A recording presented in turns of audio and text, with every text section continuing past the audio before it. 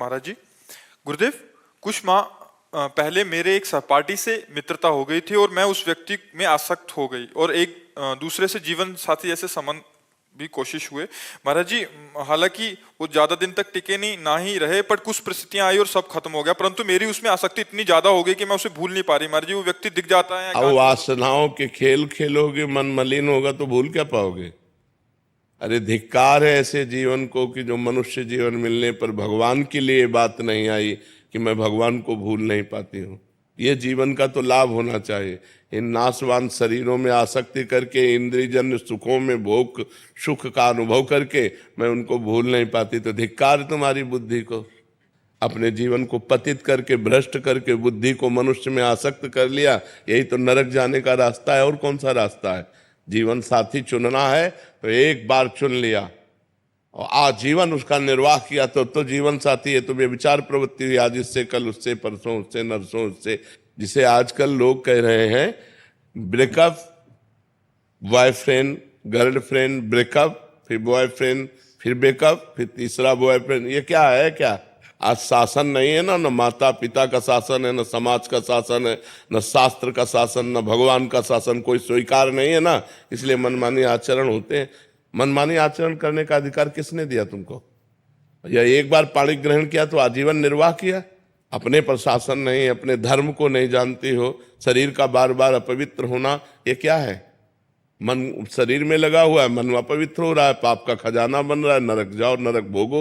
ये दुर्लभ मनुष्य देह का क्या लाभ मिला? आजकल यही प्रवृत्ति चल रही। तुम्हारी बात नहीं बच्चा, ये आजकल प्रवृत्ति यही चल रही है। ये कोई मतलब नई बात नहीं, यही प्रवृत्ति चल रही है। भगवान का नाम जप करो, जो संयम से रहो। अगर स्त्री शरीर है तो किसी एक पुरुष का एक बार वरण करो, आजीवन वरण करो। छूट जाए तो ब्रह्मचर्य से रहो, आजीवन ब्रह्मचर्य रहो। ये व्यभिचार प्रवृत्ति से नरक जाने का रास्ता होता है। त्रिविधम नरकस्येदम द्वारम नाशनमात्मनः कामः क्रोधा तथा लोभा तस्मादेत्ययं त्यजेत। ये तीन नरक के द्वार हैं, काम, क्रोध, लोभ। इन्हीं में जो फंसे हुए नरक जाना है। और क्या करना है? नरक की प्रवृत्ति करनी। भूल नहीं पाते। तुम्हें घृणा हो जानी चाहिए कि जिसके लिए मैंने शरीर समर्पित किया वो आदमी मेरा हो नहीं हुआ तो वो भूलने योग्य है, वो घृणा करने योग्य है। नाम जप करो और सही रास्ते से चलो, नहीं तो किसी काम का मनुष्य जीवन नहीं रह जाएगा। हम कहते हैं दोस्ती करना पाप नहीं है, कोई भी किसी से भी दोस्ती करो, लेकिन दोस्ती गंदगी करना पाप है, व्यभिचार करना पाप है। ये क्यों करते हो? अगर आपको दोस्ती पक्की तो आजीवन निर्वाह करो, माता पिता का आशीर्वाद लो, देवताओं का अर्चन बंधन करो, ब्याह करो, एक साथ रहो, कोई बात नहीं, आजीवन रहो। ये क्या है? इससे बेविचार, उससे बेविचार, उससे बेविचार, तो किसी का शासन नहीं होता, इसीलिए मनमानी आचरण होते। कोई तुम्हारी बहुत अवस्था है क्या? ये मनमानी आचरणों से क्या होगा? अपने जीवन को खोखला करके नरक जाओ, नरक का रास्ता पुष्ट करो। इसलिए बच्चा सावधान, नाम जप करो और सावधान रहो और भगवान का आश्रय लेकर के धर्म पूर्वक जीवन व्यतीत करो। मनुष्य जीवन ये दिव्य मिला है, इससे भगवान की दिव्यता प्राप्त करो। अब हम कहते हैं ठीक है गृहस्थ में जाना है, गृहस्थ में जाइए, लेकिन किसी एक पुरुष का ऐसा वर्ण करो।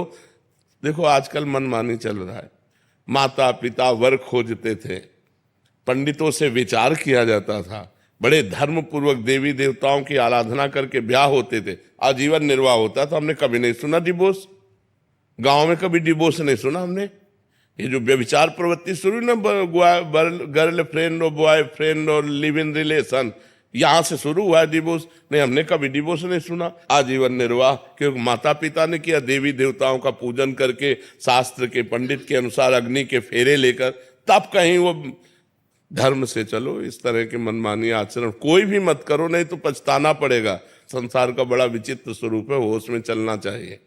आचार्य अखिलेश आनंद जी, हरिद्वार। राधा वल्लभ श्री हरिवंश महाराज जी। महाराज जी, हम सब कुछ जानते हैं धर्म क्या है, अधर्म क्या है, पर सब कुछ जानते हुए भी अधर्म और नहीं जानते हो, नहीं जानते हो। जानकारी उसे कहते हैं कि जब जान गए तो जही जाने जग जाए हेराए, जागे जथा सुपन भ्रम जाए। स्वप्न में जैसे हम जगे हुए होते, तो क्या जगे हुए होते हैं क्या? स्वप्न में हम क्रियाएं करते देखते हैं और ऐसा थोड़ी लगता है कि मैं स्वप्न देख रहा हूं, ऐसा लगता है मैं जगा हुआ हूं। तो क्या वो जगा हुआ होता है क्या? वो अज्ञानी स्वप्न में अपने को जगा हुआ जैसे मानता है तो जगा हुआ नहीं होता। ऐसे आप अज्ञान की धरा में हो और आप ये जानकारी कर रहे हो कि मुझे धर्म का पता है, मुझे अधर्म का पता है, जैसे अपने को जानकारियां जो कुछ है जो उपलब्ध हो चुकी वो प्रकृतिजन्य केवल बुद्धि तक है, आपके अनुभव में नहीं है। अनुभव में नहीं तो पता है क्या? पूरा हलवा बनाने की प्रक्रिया आती है लेकिन कभी बैठ करके बना के पाया नहीं तो क्या फायदा। जिस जानकारी का प्रयोग ना हो सके वो जानकारी हमारी किस काम की, बात समझ रहे ना। इसका तात्पर्य हुआ कि हम अध्यात्म बल से कमजोर हैं। हम जानते हैं कि ये नहीं करना चाहिए, हम जानते हैं ये करना चाहिए, तो जो करना चाहिए वो कर नहीं पाते, जो नहीं करना चाहिए वो हम छोड़ नहीं पाते। ईमानदारी का विषय ये है। इसका कारण हमारे अंदर अध्यात्म बल की कमी है।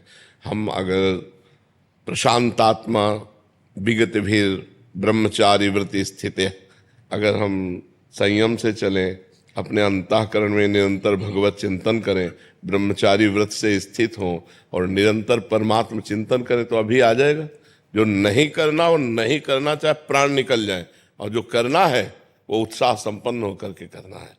तो हमारे अंदर जो जानकारियां उनका प्रयोग ना करने का जो हमारे अंदर असमर्थता है वो अध्यात्म की कमी है। यदि हम खूब भगवान नाम जप करें, शास्त्र स्वाध्याय करें, ब्रह्मचर्य से रहें, पवित्र आहार करें तो बहुत बढ़िया आ जाए, बहुत बढ़िया आ जाए, स्थिति बन जाए हमारी। और हम भगवत चिंतन रहित हैं इसीलिए हमारे, तो इसलिए ये जानकारी होते हुए भी हम नहीं जानकार हैं। जानकारी अगर जितने आपको जानकारी अगर उसका प्रयोग कर ले तो आप ब्रह्म सिद्ध महापुरुष हो जाए। किसको जानकारी नहीं? जब गांव में लोग शव यात्रा करते हैं, बोले राम नाम सत्य है, सत्य बोलो मुक्ति है। इससे बड़ा और क्या ज्ञान होगा? इस ज्ञान से बड़ा और क्या ज्ञान होगा कि पूरे त्रिभुवन में अगर सत्य है तो भगवान का नाम सत्य है, और भगवान का नाम बोलो तो मुक्ति है। लेकिन वो बीड़ी पीते हुए लौटते, उनको कोई मतलब नहीं कि क्या गा रहे, वो समझते हैं मरने वाले के साथ ये गाया जाता है, बस वो गीत गाते, वो उसका भाव तो समझते नहीं है। इसलिए हमें सबको जानकारी है, अपने कल्याण भर के लिए सबको जानकारी है। सबको ही जानता है मरना है, सब देख रहे हैं एक दूसरे का मरना, सबको पता है यहाँ सब नाशवान है, सबको पता है यहाँ से कोई कुछ लेके नहीं जाता। बस इतनी जानकारी काफी है। अगर हम परमार्थ में चल दें और इतनी जानकारी हमारी पक्की रहे तो हम तो महात्मा बन जाए।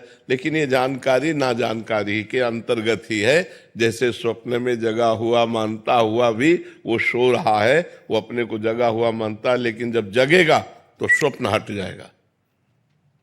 जगने की पहचान है स्वप्न हट जाएगा। तो सच्ची जानकारी का मतलब है, धर्म की जानकारी का मतलब है, जेहि जाने जग जाए हेराई, जागे जथा स्वपन भ्रम जाई। जो जान गया तो उसके सामने से संसार ऐसे गायब हो जाता है जैसे स्वप्न का पूरा दृश्य जागने पर गायब हो जाता है। फिर दिखाई क्या देता है? सिय राम मैं सब जग जानी, करूं प्रणाम जोरी जुग पानी। तो हम अपनी जानकारी को सत्य बनाएं, हम अपनी जानकारी का प्रयोग कर सके, इसलिए खूब नाम जप करो और ब्रह्मचर्य का जरूर ध्यान दो। आज व्यभिचार परायण हमारी जनता हो रही है, जिधर देखो व्यभिचार का बोलबाला है। वो सब अपवित्र बुद्धि। अध्यात्म को धारण करने के लिए गृहस्थ में है तो उचित ब्रह्मचर्य, और विरक्त में है तो पूर्ण ब्रह्मचर्य। ब्रह्मचर्य के बिना, ब्रह्मचर्य जीवन की नींव है। ये आजकल नए नए सब जितने बच्चे हैं ना, गर्लफ्रेंड बॉयफ्रेंड हस्तमैथुन ये वो सब नष्ट किए दे रहे हैं अपने आप को। ये क्या है? मनुष्य जीवन का उपहास कर रहे हो, देव दुर्लभ मनुष्य जीवन का उपहास कर रहे हो। बड़े भाग मानुष तन पावा, सुर दुर्लभ सदग्रंथन गावा। साधन धाम मोक्ष कर द्वारा, पाई न जे परलोक संभारा। सो परत्र दुख पावई, सिर धुनि धुनि पछताए। काल ही कर्म ईश्वर मिथ्या दोष लगाए। इसलिए खूब नाम जप करो। जी।